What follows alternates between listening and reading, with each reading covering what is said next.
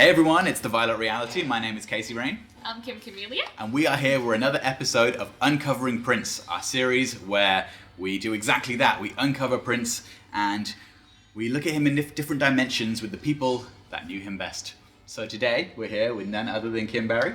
Hey, Hi guys, how are you? How you doing? I'm good. Thank you for having me. We're so happy to have you here in London. So the Prn Alumni Event was last night. Yes. You came over for that. Did you have a good time? Awesome. Like I said, it's always just a great time having fun with, meeting up with the PRN alumni. I call everybody family, so always just meeting up with family, sharing stories. We're able to vibe off each other. The performances were amazing. Prince Celebration and Chavez, awesome. Did an awesome job with her new single. I'm just looking forward to great things coming from all of us. We call that hashtag what Prince taught us. Exactly. So yeah, we're doing it real big. We're doing it real big. So we, the last time we saw you was in Minneapolis at the Prince from Minneapolis Symposium at the University of Minnesota. And again, at that event there was the PRN alumni panel talk there. So what did you feel was the difference between doing something like that in Minneapolis compared to doing it overseas, somewhere like London? It was just amazing. Of course, the energy is just different. Just being able, like I said, to come across the pond, like everybody calls it. It was just a different energy. Like I said, just a different set of people. But everybody that loved Prince receives us with such love. The same energy that they give to him, they now give to us. And it's just always just a beautiful thing to be able to share the stories with the people and to be able to just shake hands with people. Like so many people have come up to me like, can I just touch your hands? And I'm like, oh my goodness. I'm like, but I get it, you know what I mean? Because he was an icon living, and now that same mantle has now been bestowed to me. And I get it, I receive it, and I count it all joy. Yeah, I totally get that because I only met Prince one time. I was lucky. Most people didn't get to meet him at all, so I'm very lucky that I did get to meet him, and that was here in London back in 2007 when the 21 Nights was happening in London. And the one thing that I noticed from meeting him and talking to him and standing next to him, obviously you feel the energy when he's on stage, but when you were talking to him, you feel that kind of light and that positive aura. I feel like with projects like Alumni and things like that, it's about continuing that spirit, that compassionate spirit. Absolutely. Of helping people and a lot of the charity work and things like that he didn't talk about because it's not about promoting the things you do, it's about doing the right thing, but you feel that when you meet people that do things like that. So right. I think that's really cool that yourself and the alumni people are trying to continue that spirit. Absolutely. So let's rewind. Let's go all the way back to the beginning. So tell us about how you first met and started working with Prince. Well, I was a kid basically, and I happened to be dating one of his bodyguards, and he used to take me around the camp all the time, different video shoots and whatever was going on at the time. So he introduced me to his hairstylist Tanya at that time. And Tanya had been with him, I think about 5 years, 6 years. And she said, I'm tired, I don't want to do this anymore. And I was like, what do you mean you want to do it anymore? You work for the biggest entertainer in the world. She's like, Kim, it's not what you think. And boy, not until I walked a mile in her shoes did I find out what that meant. I'm like, okay, but I was just watching her fresh out of beauty school and watching her table. I said, okay, if she uses that hairspray, then I'm going to buy that hairspray. If she uses that gel, then I'm going to buy that gel. So my dad used to tell me as a kid growing up that success is when preparation meets opportunity, never sacrificing, one for the other. He said, but when the opportunity presents itself, will you be prepared? And sure enough, never thinking that I would ever have a chance to work with Prince, but just thinking if she's a celebrity hairstylist and she's using this, then I must want to use it too. So, duplicated her whole table. And then one day, sure enough, her and Prince got into a little argument and they had their little words. Tanya packed her stuff and quit. Now, Prince being Prince, he normally talks crazy to you and he knows that you're going to be there the next day because he's Prince. And so, but this particular day, Tanya had enough. She packed her stuff and left. So he was like, what do you mean? They were like, tell Tanya get the salon ready. Said, no, Tanya left. They're like, well, what do you mean? I don't have a hairstylist because he didn't go nowhere without his hairstylist. And They said, no, we don't have a hairstylist. So the bodyguard called me and said, look, be at this club at 10 p.m. We're going to be there. Walk over to the table. I'm going to let you through. So sure enough, walked over to the table. Prince was looking at me like, who's this kid? You know, what's going on? So walked over to the table, laid my book on the table. I said, look, you don't have a hairstylist? I'm Kim Berry. I said, I do hair. He said, you do hair? I said, yeah. He said, you got a salon? I said, yeah. He said, go set it up. So I go set the salon up, get everything ready. Knew how to black out the windows. I knew how to do everything she did. I was studying her. So got ready, and he calls. He said, Kim, this is Prince. And I was like, he says, I'm not going to be able to make it. I'm like, oh, okay. Well, just know next time you come to, LA, I'll be able to, take care of your needs or whatever. And he said, well, do you travel? Now, mind you, I've never been out of Inglewood, California, let alone out of California. And I was like, sure. And I was like, what did I just say? And I was like, oh, my goodness. So he said, okay, well, the flight leaves in an hour. We're sending someone to pick you up. And I was like, what? He said, I'm sorry, is there a problem? I said, no problem. I hung up the phone and I called my mother like, oh my God, I just talked to Prince. And I was like, he said, the car's coming in an hour. My mother was like, quit playing. I was like, no, the car's coming in an hour. So I was like, I'm losing time. What am I going to do? I have no clothes. She was like, okay, well, just go take your curling irons and your hairspray and just get on the plane. So she said, I'll give you some money when you get there. You can go to Target and buy you something. So I was like, okay. So slammed all my stuff in a bag. Got on in the limousine. I was waiting outside. Went to LAX, did his hair. Got to Paisley Park. It just amazed me because I'd heard about Paisley Park in a song, but I didn't really know. Pulled up to the gates and I'm like, it does exist. Okay. And, yes, it was amazing. And so then they escorted me up to the salon, and I could do his brother's hair there and about 4 women. And at that time, back in those days, all the girls wore really long fingernails, so I was sitting there, I used them as my combs and stuff, and I'm doing my thing. And so after I get done, his brother leaves the room, said, I'll be right back. So I could see, some other little stuff in the room, and I could see other little jackets and stuff, memorabilia, jewelry laying around. I was like, okay. I sat there with my hands in my lap. My mother said, when you go to somebody else's house, you don't touch nothing that don't belong to you.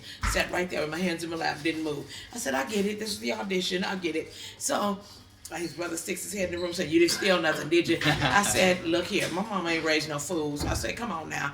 I said, now, I got to go to the bathroom. You play too much. He's like, oh, I'm so sorry. So he shows me where the restroom is. He goes, now, really, Prince going to be in here. I said, don't you leave me sitting here for another 2.5 hours. He's like, I wouldn't do that to you. I wouldn't do that to you. So sure enough, about 10 minutes later, Prince sticks his head in the door. And first time I noticed how small he was, I was just like, oh my God, he's so little. And I was like, okay. And he says, hello. And I said, hello.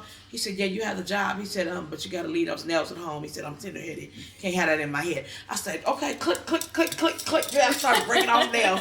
And he just started laughing. He said, okay, he said, you're funny. He said, you go back to the hotel. We're leaving for Miami in the morning.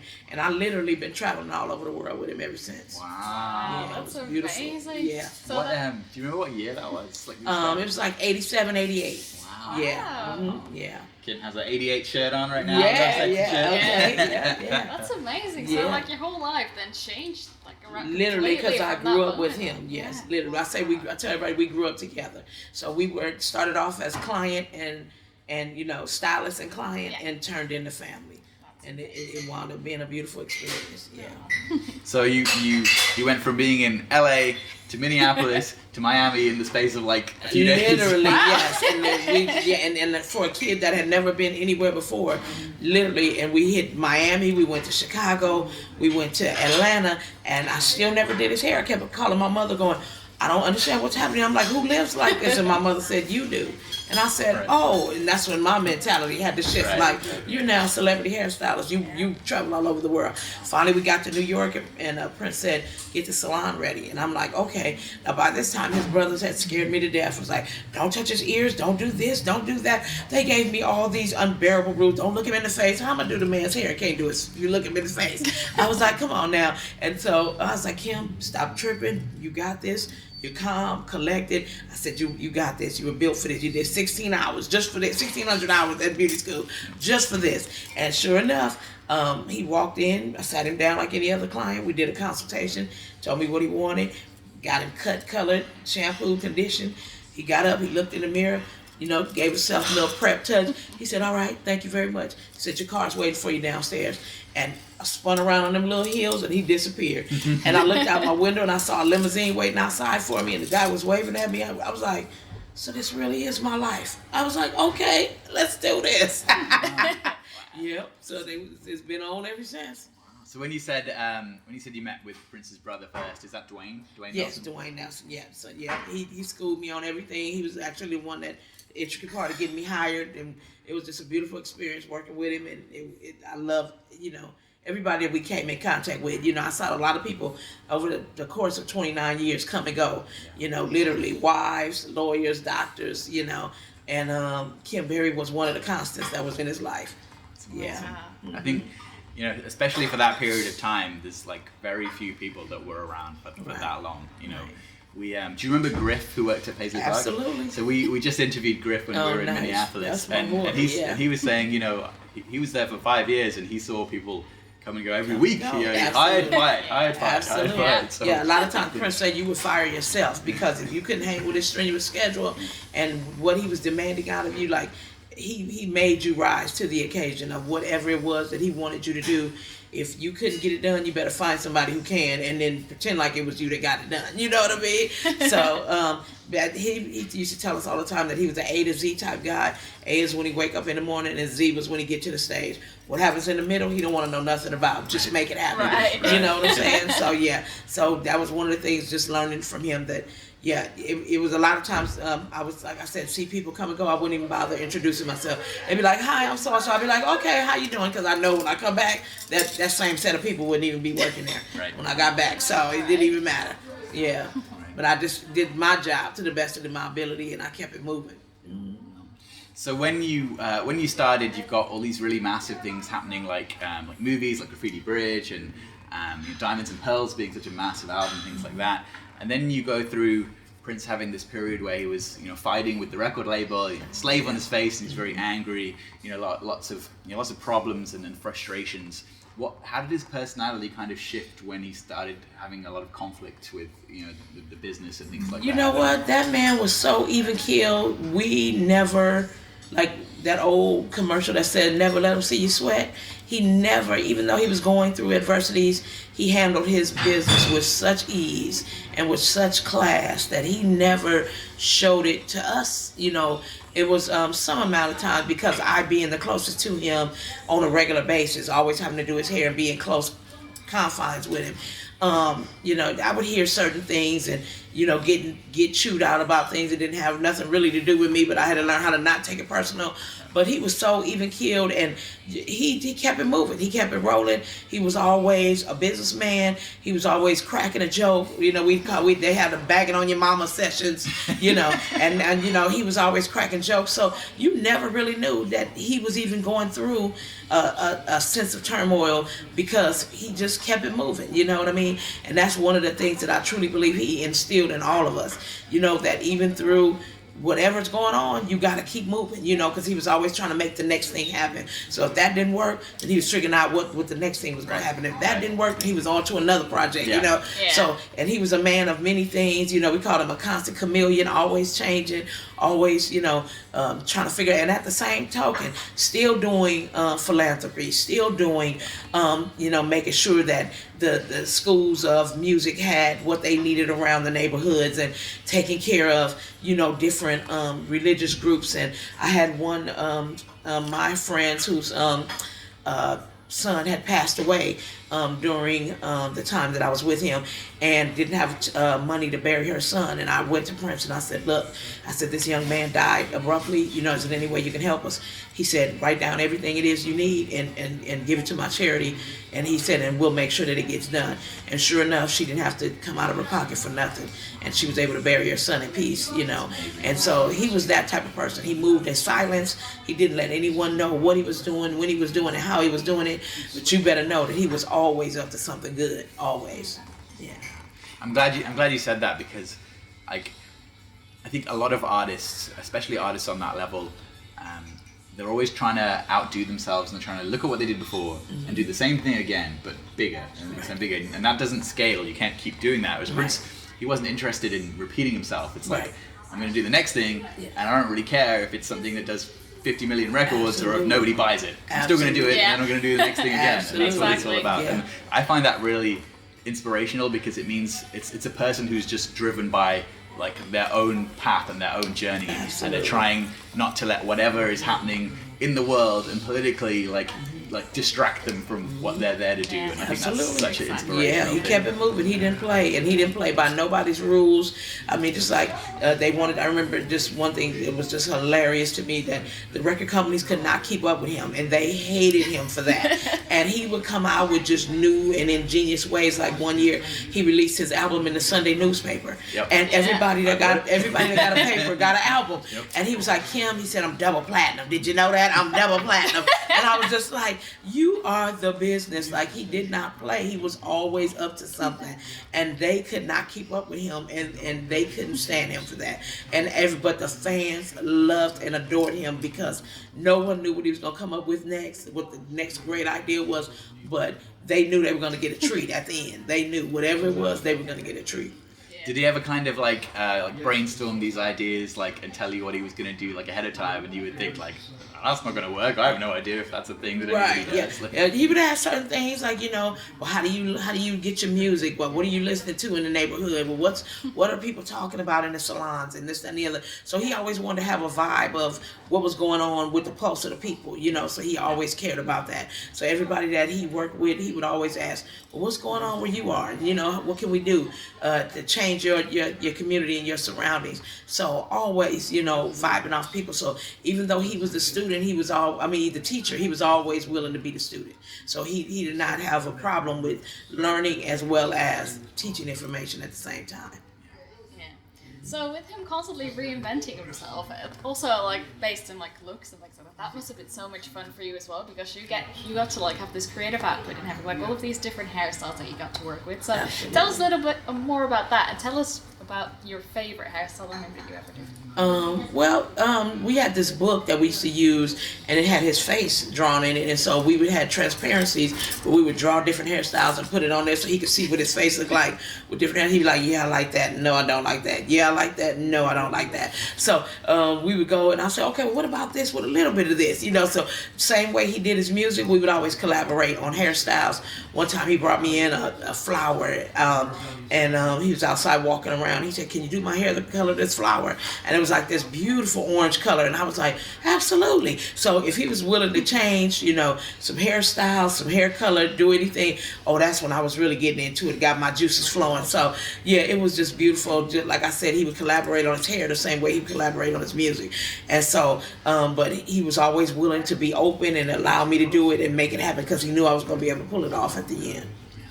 Do you remember doing the sacrifice of Victor when the sideburns were like curly? Yeah, the finger How do you waves. do that? That was finger waves, yeah. So that was really, actually, Tanya started that look, and then so I just had to make sure I came behind her and finished it up. But yeah, definitely finger waves. I mean, he was a maverick when it came to hairstyles. He wasn't afraid of anything. He would try it all. He tried every hairstyle known to woman: long, short, ponytails, weaves, afros, braids, you name it, he tried it. He wasn't afraid, and he always stayed ahead of the curve. So if everybody was long that season, he went short. If everybody was short, he went long. And then so he didn't want to do what everybody else was doing. He had to be ahead of himself. The buckwheat braids were the challenge of the century for me. I was like, I had my hair actually half braided and half curly, and he was like, I think I want to try some braids. And I was like, okay. He said, my cousin used to wear braids when she was younger, and I was like, okay, let's try it. And so I was like, you're gonna be party and braid it? He said, absolutely not. He was like, Kim, just pick it up and braid it. I was like, oh, pick it up and braid it. I was like, oh my goodness. So we wound up doing these big chunky braids all over his hair, and then he goes, yeah, I think now I'm gonna need some ribbons. I said, ribbons? He was like, yeah, I need ribbons. So we were in the middle of a photo shoot, and Steve Parks was getting ready. He said, we should have Steve shoot you doing my hair. I was like, yeah, we should. And he goes, nope, psych. And sure enough, but he didn't know that Steve had actually taken the picture. And so that's the new infamous picture that you see all over the internet now. And I think I was probably about 19 or 20 years old on that picture. And so that picture's all over the world. People email me to this day like, is this you? I'm like, yes, that's me. And so, but yeah, all my friends are calling like, Kim, what's going on down there with those braids? What's that? I said, hey, you got to give the people what they want. I was like, you got, whether I like it or not, he like it, I love it. That's all that matters. Yes. I like it on the cover of Raven to the Joy Fantastic, Yeah. the blue outfit, Yes. the blue red. No, Yeah. yeah, we had to get ribbons. Every color outfit he wore, I had to have matching ribbons. I went up to the wardrobe. I said, "Look, he wants ribbons. Every outfit you make, send me some material because I gotta make ribbons." They were like, "What the?" I said, "Hey, don't ask no questions. Let's just get it done." Yeah. But it was always exciting working for him because he would always come up with stuff impromptu on the end, at the ninth hour in the middle of the day. He decided to shoot a photo shoot, a video, and next thing I know, he's like, "I want to look like an old man. Can you go get me a beard and a mustache?" And I was like, "What?" And I said, but I knew, coming out of the mind of Prince, it had to be bomb when it was over with. And sure enough, that was a "Come On Pretty Baby." We wound up on that video. So that was just amazing. And and he cracked me up. People walking down the street, and his little favorite line, "I got the stuffing for your muffin, baby. I got the muffin for your dinner." He used to just crack me up. People were walking by like, "Who is this man?" But didn't even know that it was Prince, doing the video, because they just guerrilla style took over the park and just jumped out and started shooting the video. It was amazing. But it was always that type of stuff that just made life always exciting for us, because we never knew what he was going to come up with next. It was always something, always something. I really love that on the new Power Soul record. You have the Come On video, and it's like guerrilla style of shooting here and there, putting it all together. But then you also have like the Wasted Kisses video, which is like massively cinematic. Yes. All the choreography and dancing. It's like you don't often see like both ends of the scale of the same like album. Yeah, that's what I said. He wasn't afraid to try anything. He didn't play, and he didn't care if you liked it or not, because he knew his real fans would follow him. So he was good with that. Mm-hmm. How did things change in terms of the atmosphere when Mayte came on the scene, and when they got married and that kind of stuff?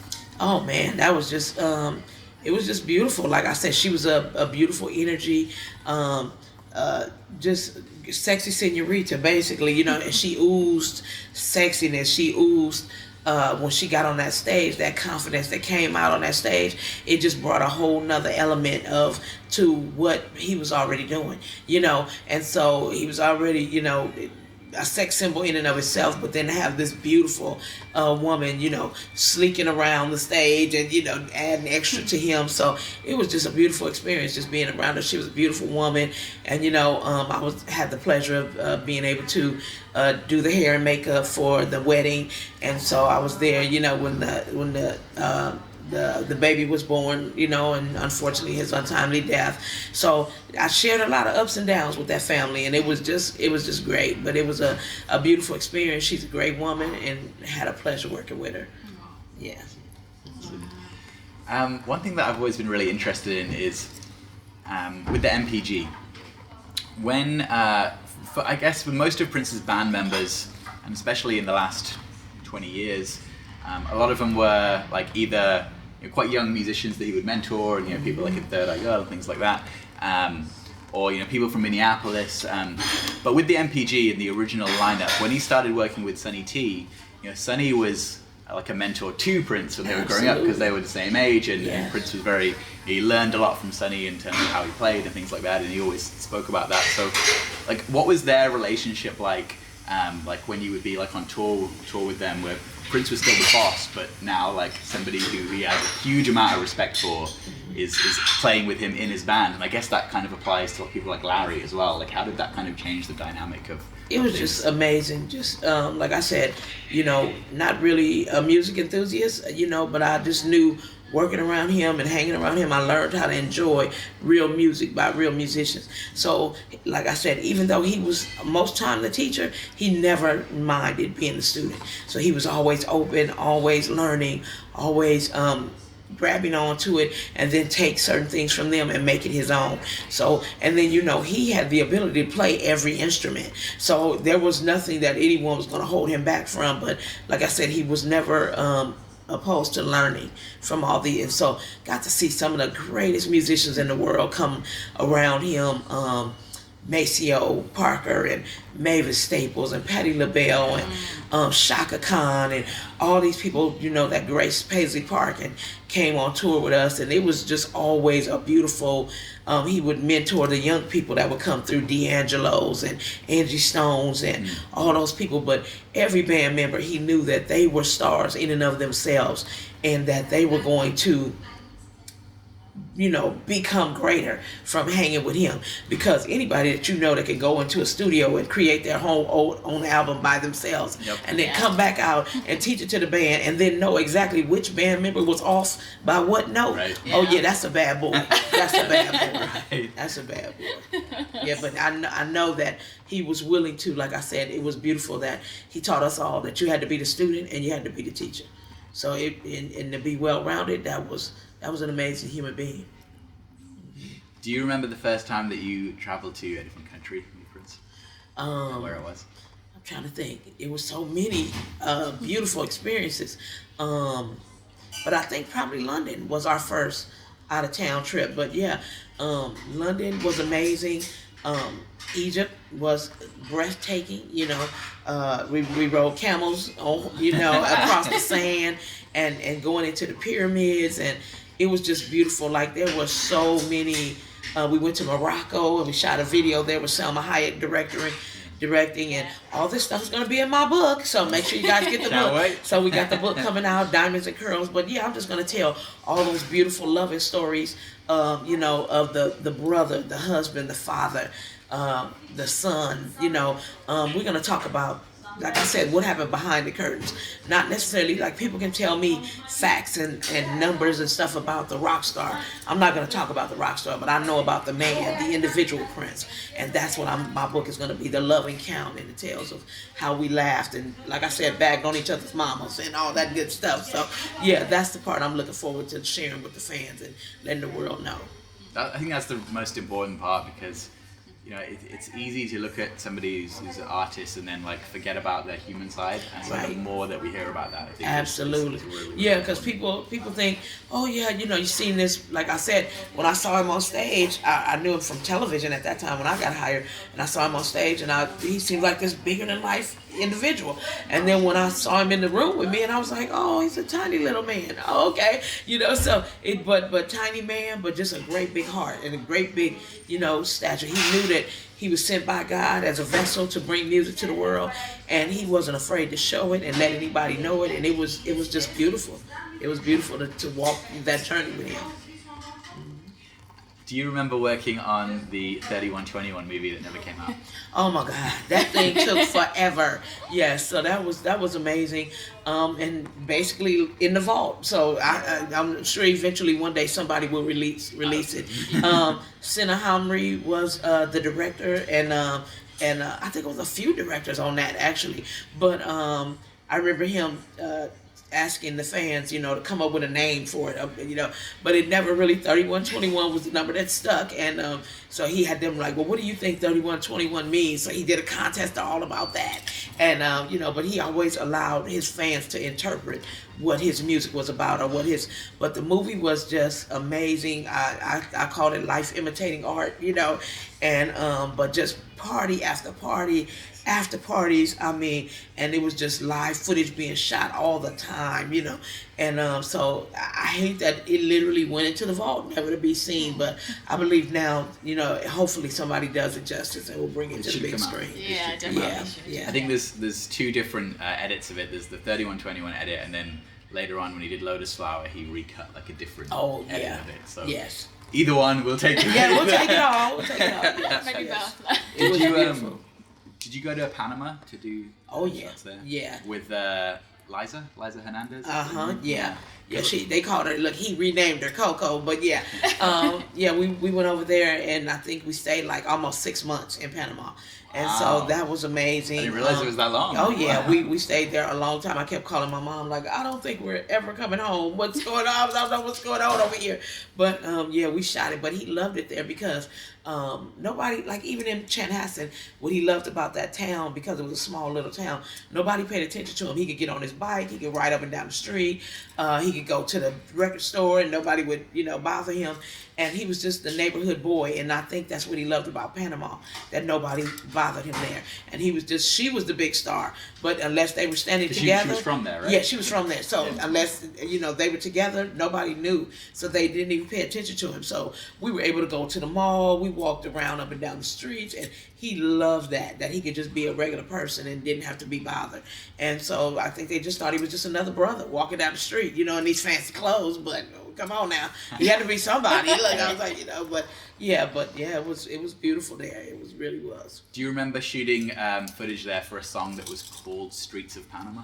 Yes. That? Yeah, that was beautiful. We know about that, but that never came out because it was Yes. cut from the album as well. Absolutely, yeah. So I hope that it all sort of comes as one package. We have the movie, and Exactly. that would make sense, Yeah, right? That would make music, sense. absolutely, Exactly. yes. Right, yeah.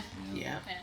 So, besides just doing Prince's hair, did you ever do any other band members' hair as well? So Every band member, yeah. So Really? yeah, oh yeah. So I was a busy girl. So yeah, running up and down those hallways, like I said, Sonny T, Michael Bland, Tommy Barbarella, all the girls, Rhonda Cat, Candy Dolfer. Like I said, I got to enjoy and be around so many. Liv Warfield, Shelby Allen, Elisa, you name it. There was one time when I think we had almost 11 women on tour with us Wow. at one time. So a lot of he work. had the backup singers. It was a band of sisters, and they sung backup for him. And then Is we that had King? not King. They came a little later, Right. but there was another group of sisters that went on tour with us. Their name is escaping me right now, but sorry guys, but they were beautiful. And a set of sisters, and so all four of them had to be done, and he wanted everybody's hair to look completely different every night. So it was just a zoo backstage, but I would be running from one side of the arena doing him, and then sometimes I would be so busy caught up with the girls that I would forget about him, and he'd be in the hallway like, chop, chop, chop, chop. You know, like, you forgetting about the star. You forgetting about the star. I was like, it's too many people on tour. You know, so, but some kind The band's of way, getting bigger and yeah, bigger. the band's yeah. getting bigger and bigger. But some kind of way, every night we got it done. We got it done. It was beautiful. So that must have been amazing for you as well then, to then be able to see all of that work that you've like spent so much time on, like see in front of you, like how like it always stayed in place perfectly. And, like, Exactly. I don't know how you did it. It was but, just yeah. amazing, right? That's what I said. His hair, we kept it really soft and conditioned and trained. So that's what, and then we were always mixing up different products and conditioners and putting stuff here, putting stuff there. And so eventually we started speaking about our own product line. So he was like, what you think about doing a product line? And I was like, yeah. He said, I see you mixing all the time. You might as well, let's go ahead and mix it for ourselves. And so that definitely, I'm going to bring that to fruition. So it's going to be a Prince inspired product line for all different hair types. And I'm excited about bringing that full circle. So it's going to be really cool. And I think everybody's going to love what we did with it. Yeah, so it's a lot of good things coming down the pipes for Kim Berry. And like I said, I say all the time, hashtag what Prince taught us. So he would have wanted the musicians to keep playing, the photographer to keep taking pictures, and the hairstylist got to keep doing hair, you know. So I've been blessed to still be able to travel around the world. I just got off tour with Cat Williams, and I'm doing his hair. So we just did a 100-city tour, and that's been beautiful. Still working on different videos and photo shoots, as well as, you know, getting into the Hairstylist Union in California. So, you know, it's been a beautiful experience, and I'm looking forward to taking all the traits that I've learned from him and bringing it on into the next collection and body of work, set of people. Yeah. That's amazing. Yeah. So picking up on like mixing different like products together and stuff like that, was the challenge quite different when you would be in like maybe in like a hot country and Prince would be doing like an outdoor show, like a stadium show, compared to like, you know, a little club in a colder country, and you have to adapt to like what the climate was like and things like that. Yeah, his major thing was definitely I've learned over the years that as long as you keep the hair soft and in more moisture controlled climates, you know, if it's seriously hot and humid, like Miami was really bad on hair, but I used to just make sure I soaked him with moisturizers and kept a lot of oils in his hair, because that's what kept his hair, you know, smooth and soft to the touch. So that was just beautiful. And like I said, we're going to make sure that we bring those same products and that same energy into the new product line that we're creating. So yeah, moisture and just you know, beautiful scents, because he was, you know, big on scents, and just a lot of oils, and just want to keep that, you know, going, and so that way the, you know, generations to come will be able to experience what he experienced. Yeah. One thing that I want to kind of touch on a little bit, and you know, it's kind of it's not easy to talk about, but around 2010, 2011, something kind of changed, and there was Prince cleared house a little bit. You had people who had been around him for a long time who were let go or chose to stop working with him. And also you have this 4-year period of time where there was no album release between 2010 and 2014 when Artificial Age came out, which was unheard of. I mean, this is the biggest gap with no albums in over 30 years, right? Do you remember, or can you talk about what happened and what changed and why Prince decided to go in a different direction, or maybe be a little less visible for quite a big period of time? I can just tell you what I know. I know, like I said, inside the park, he was always moving, always recording. Things just got put in the vault, and so he had did it before, so he was doing it again. And so the people who worked the closest with him were not surprised and were not shocked. He never really talked to the media, never let them know. My mom used to say, don't let your left hand know what your right hand doing. So he never did that.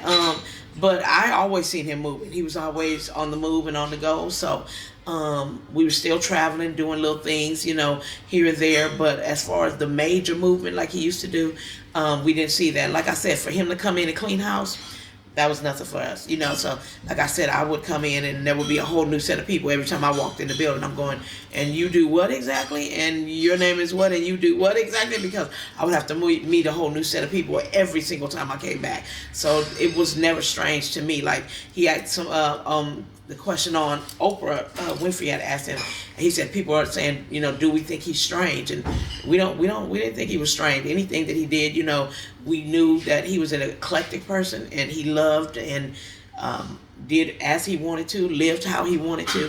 So we never questioned what was going on at the time. We just knew that he was up to something big, and that it would be to his benefit at the end. So we just kind of rolled with the punches and let it happen. I guess the major thing that was noticeable, was that the inner circle of people became a lot tighter and a lot smaller. There was just less people around in general. But yeah, I guess there's millions of reasons why that could be. So, right. Yeah. You never really know what kind of state of mind somebody is in mood, when they make yes, absolutely. decisions. Yes. Yeah. So from that, from those more tight groups of people, are there people that you still get along with really well and that you great friends with now? Someone that you really so connect with, and that you I can imagine that working with so many different people, there will have been people that you've made connections with and that you're friends with still, and that you still talk to on a regular basis. Oh yeah, it's a trip because every year, all the people who we would come in and there would be a new tour, a new set of people, but we wound up being family. At the end of each tour, we wound up being family. And like I said, still great friends with a bunch of people. My girl Katrina Appy, one of the makeup artists, just super dope. My girl Debbie McGuan is my ride or die. She's from Chicago. She designed all of Prince's clothing throughout the years. Over 20 years, she was able to work with him and design most of the things that you saw him wear. She actually was the designer. She all the pictures you seen from 1-800-NEW-FUNK on up, those are all Debbie McGuan's designs, and so she's just a wonderful artist. And but yeah, all the band members, like I said, seeing them now after he's gone, it's just like a big family reunion because we still kept in touch. We still loved on each other. Everybody's always, how's the kids? What's going on? So we all know that they all started off babies. Now my daughter is now in college, so Prince loved her. He made sure that we always brought family around. Paisley Park was always filled with children, and our mothers came through, and everything. So it was just a beautiful thing. So he connected a lot of souls, and even to this day, I even say now that even that he's gone, with the fans now that we're starting to recognize people on a regular basis. So he connected a lot of souls, and that's what he would have wanted, And he said, whatever you do at all costs, take care of each other, So that's been a beautiful thing. So I think that's what we've held true to that, and we've made that happen. Do you remember working on the two celebrations that happened in 2001, 2002, Paisley, the week-long celebrations? Oh yeah. I always feel like Manuela was quite instrumental in putting those together because of the community vibe, and she's a very sort of community-driven person. Do you have any really good memories of those super long celebrations and just people all over Paisley Park and what that was like? Yeah, I just remember it was just beautiful because he would come in and sit with the fans. And we would have just major conversations about religion and wealth and perspective and building our communities. And he would just sit in a room, Indian style, on the floor and talk to the people. And it was just very personal and he always wanted to come back and touch the people. And I truly believe that's what the fans loved about him, is that he made himself so accessible, even though he was a mega star.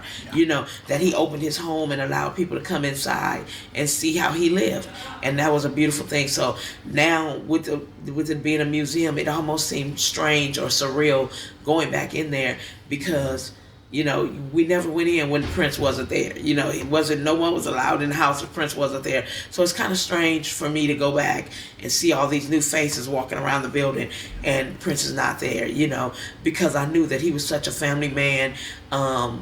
More so, we were the family that he put together, you know, and that's what they said, you know, friends of the family that you create.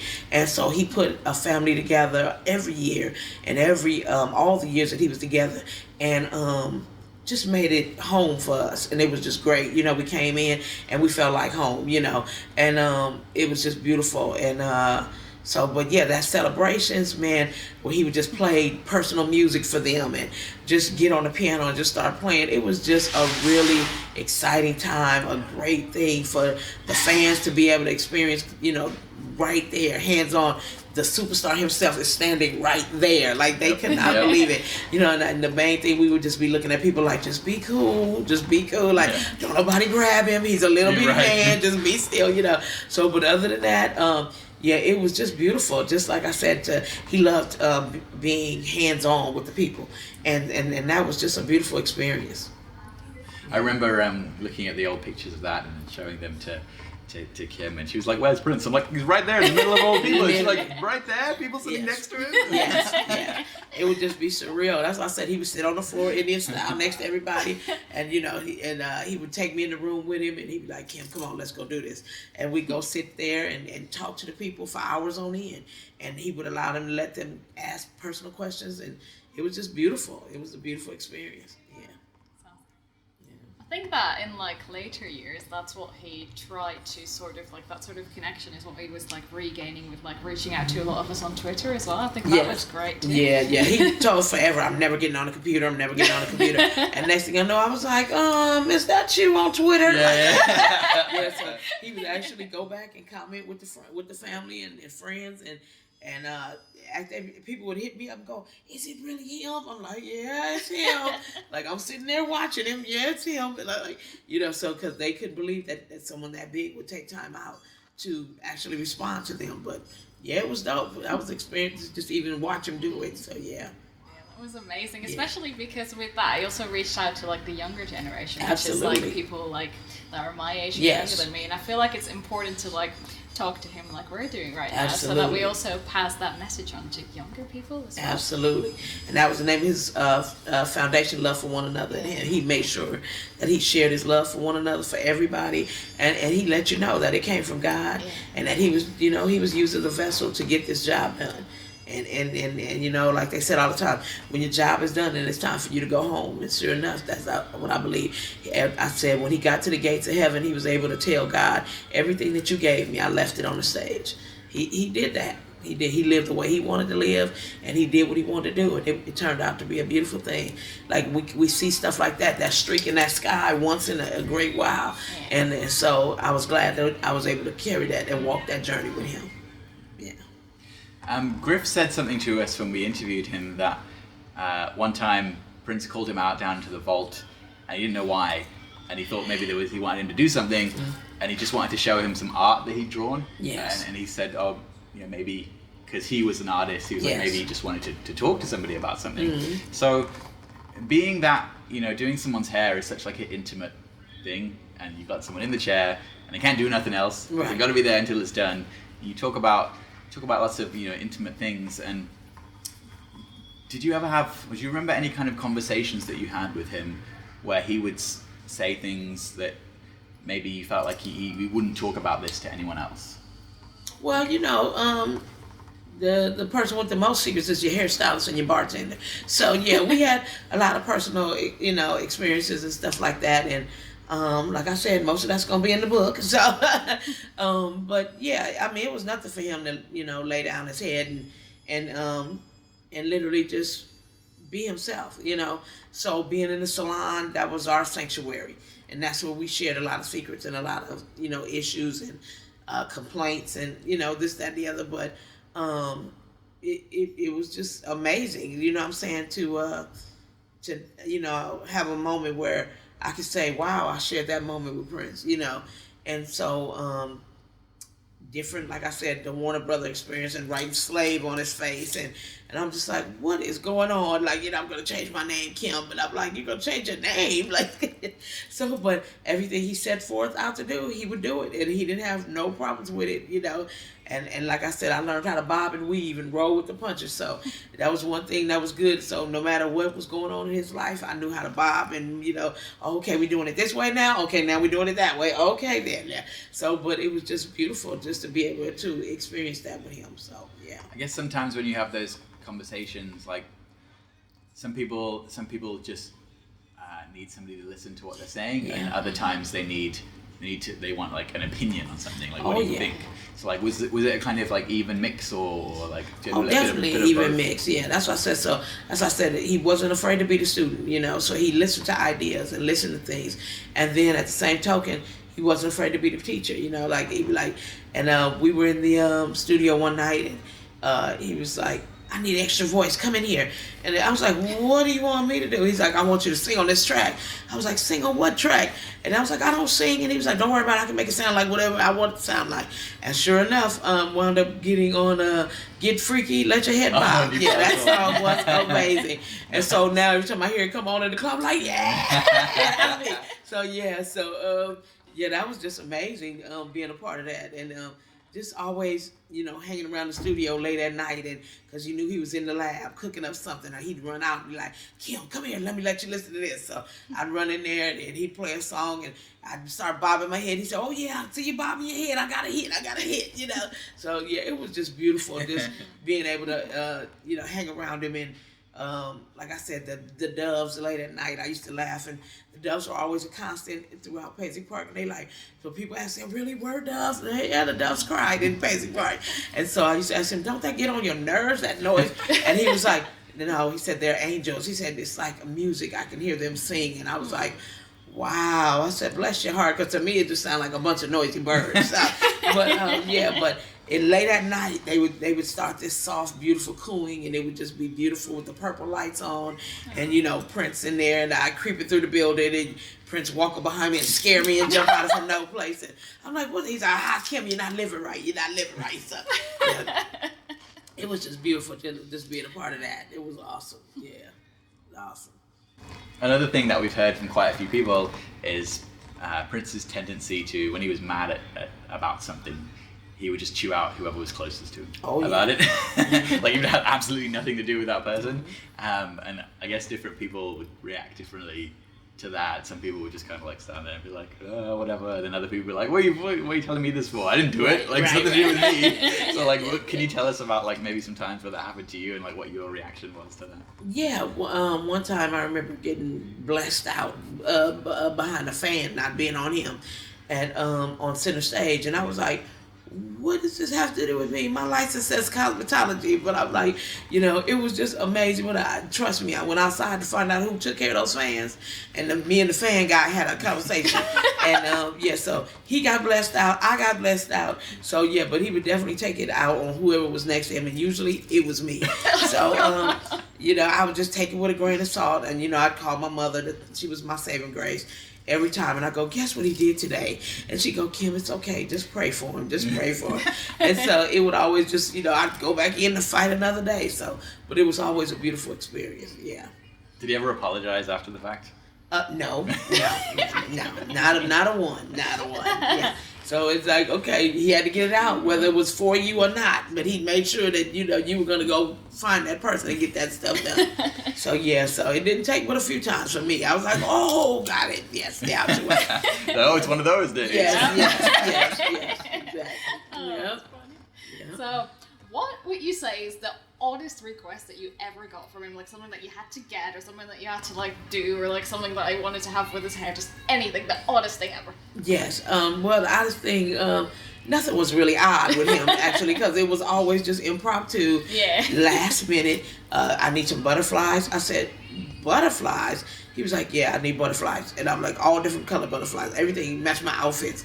I was just like, butterflies? So I was like, what is going on? So, yeah, he had this phase where he went through butterflies. And, boy, me and my, we couldn't find what he wanted. So me and my girlfriend would take off. We were in the Michael store, and we wound up making butterfly clips. So we got a hot glue gun, and we were gluing away and making sure. And it would be so funny because sometimes in the middle of the show, he would just take a butterfly and just fly it off into the audience. And I'd be like, hey, no, I made that. Don't throw that away. So yeah, but the fans got a kick out of anything that belonged to him. So, yep, it was just amazing. But it was always last minute, impromptu. Kim, can you do this? Kim, can you do that? Kim, make my hair look like this gorilla coat. And I'm like, oh my God. And so we would have to create a hairstyle right there on the spot. So he had these funky little ponytails with like, look just like the material on the gorilla coat. So it was always just last minute, spur of the moment, you know, but whatever it was, we rose to the occasion, and, you know, I made it happen, brought it to fruition. Yeah. Awesome. Yeah. Where were you when you heard that he had passed? Oh my goodness. So I was driving down the street in LA, and a friend of mine called Colorado hairstylist named John, and he was like, what you doing? I said, I'm driving down the street. He said, I need you to pull over. I was like, I'm sorry, what? He's like, pull over. So I pulled the car over. He's like, pull up, you know, TMZ. And I'm like, oh my God. And so I was like, it's okay. I said, it says fatality, but so that could be anybody. It could be somebody just hanging out. He was like, no, Kim. As soon as he was trying to explain the story with me, another one of my friends from CBS called and was like, we're going live in 5 minutes. I need you to know what's going on. And I was like, well, it could be anybody. Yeah, it says fatality, doesn't mean it's him. He goes, no, Kim, they put him in the coroner's van. And I was done. And I was like, oh my God. And for about 4 hours straight, I was just stuck there crying and screaming and couldn't get myself together, you know. But eventually I shook it off and, you know, went on back home. So, but it was just beautiful. Like I said, just surreal still to this day. I'm just thinking, I'm like, I can't believe he's gone. Because his music is going to last forever. Like, just when we think we've heard the last of it, they'll release another song, and they'll release another song, and they'll release. So the vault is going to be endless. So yeah, we're going to hear Prince until the end of time. I think the most beautiful thing is that nobody ever speaks about him in the past tense. It's always in present now. Right. Yeah, it was beautiful. Always. Yeah. And what would you say is the one thing that you would want the world to know about Prince that most people maybe wouldn't know? Well, just that he was funny, practical joker, always cracking jokes on people, always bagging. He was a philanthropist, you know, he gave to people that, and he used to tell people, don't tell people it was me. So it was always, you know, the Robin Hood, take from the rich and give to the poor. And so he was a philanthropist, you know, he gave from his being.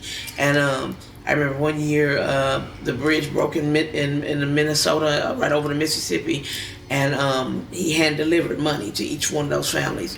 And that's something that you really don't hear about. But he said he didn't want to go through red tape, he didn't want to go through bureaucracy. He wanted to make sure that the people received what he gave. And each family was blessed, you know, with a huge amount of money. And so that they can just do what they need to do to keep growing, to keep becoming a better person. And that was beautiful to me. I think that's the perfect place to wrap it up. Yeah. Thank you, Kim. Thank you for having me. It's been an absolute honor having you here in London, being able to talk to you. Yeah, definitely. Yes. And we can't wait to read your book. Yeah. I'm excited, yes. It's going to be amazing. So, let me tell the people. Yeah. You can reach me at www.kimb, Kim, the letter B, ONSET, KimBeOnSet.com. And on there you can sign up for the newsletters and all the things that's happening. So you'll be able to hear about the product line, the new book that's coming out. Awesome. The book is Diamonds N Curlz, so look for that. That's coming up. Hopefully by the top of the year, Nice. we'll have that book released. And so and then it's going to be, something that they can laugh to, something they can cry to. Like I said, we're going to talk about the friend, the brother, the philanthropist, and not necessarily the rock star, but it's going to be a beautiful thing. I mean, but he's all in one. That's the cool part about it, you know. But I said I want to deal with the part that people didn't get to see behind the purple curtain. Exactly. So that's what I'm looking forward to. Wow. Can't wait. It's amazing. Yes. We can't Awesome. wait. Thank you. Yeah. Thank you so much. Thanks so much. All right, guys, this has been another episode of Uncovering Prince with the amazing Kim Berry. Thank you. Hope you've enjoyed it. We'll catch you next time. Don't forget to subscribe. Bye-bye. Bye.